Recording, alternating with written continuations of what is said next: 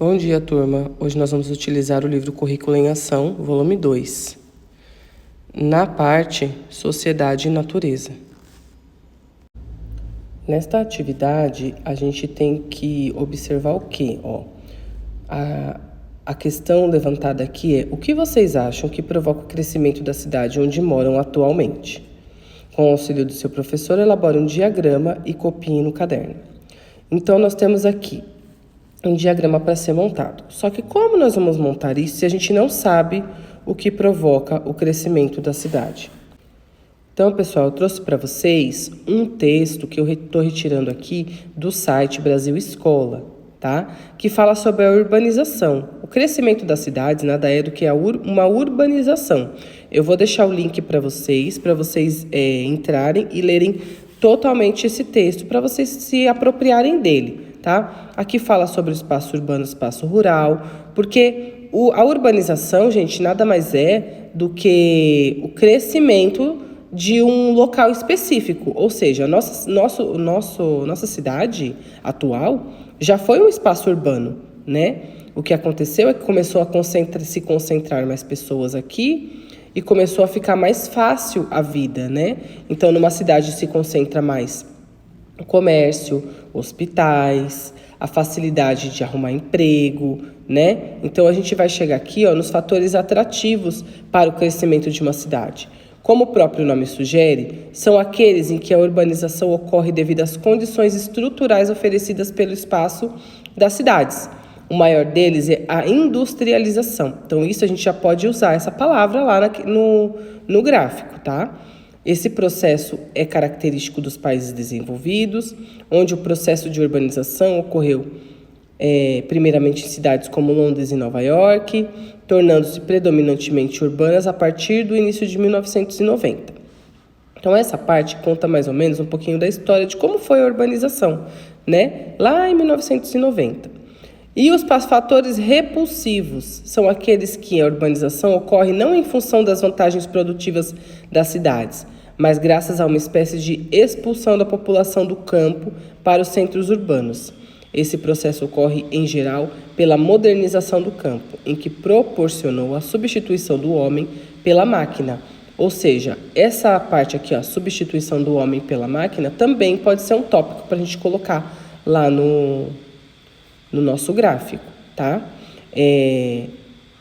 O que a gente pode colocar aqui, é o crescimento populacional também comércio também Então, esse texto aqui, ele vai dar bastante informações para a gente colocar lá no nosso gráfico, tá? Eu vou deixar o link para vocês. Eu não vou conseguir ler ele inteiro, tá bom? Mas já dá para vocês terem uma ideia. Essa imagem aqui fica bem explicadinho para vocês o que é o processo de urbanização, tá? Na página 128, na atividade B, nós temos a seguinte atividade. Observem as imagens e analisem as diferenças as representações da cidade no decorrer do tempo. Então, nós temos a mesma cidade, tá? E na imagem 1, em 1898. Na imagem 2, que não tem data, mas provavelmente é muito mais para... tem aqui embaixo, 1º de janeiro de 1926. Na imagem 3, a fotografia da cidade de Santos atualmente. Olha só a diferença, né? A primeira é uma pintura, a segunda já é uma foto preta e branca e a terceira já é atualmente a mesma cidade. Olha a mudança, né? Como que foi as pessoas foram indo para lá, morando, urbanizando esse mesmo espaço. Aí nós temos aqui na questão C, faça uma pesquisa sobre a história da sua cidade, junto com o seu professor, e responda as questões abaixo.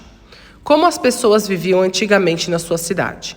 Então, aquele texto que eu coloquei anteriormente, ele mostra um pouquinho de como as pessoas viviam na nossa cidade.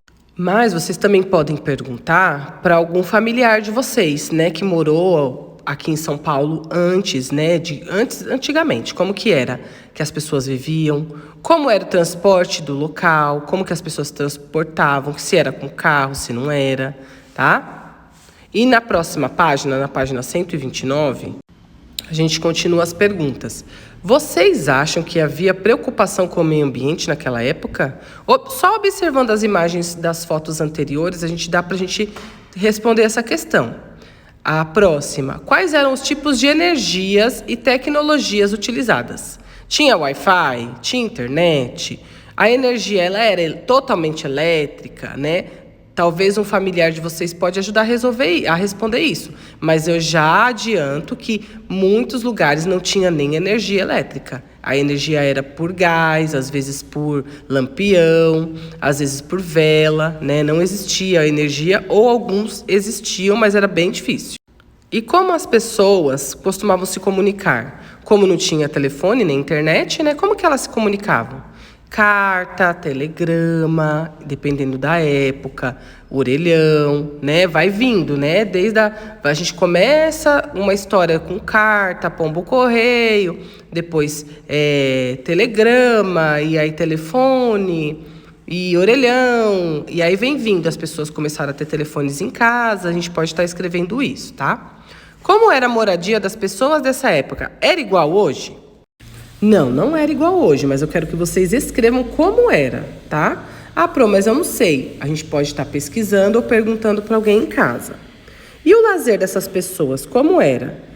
E onde ocorria? Como elas se divertiam? Era igual hoje, né? Não era. Como que era? Ah, era nos parques, era na rua, era com os amigos. E como que era?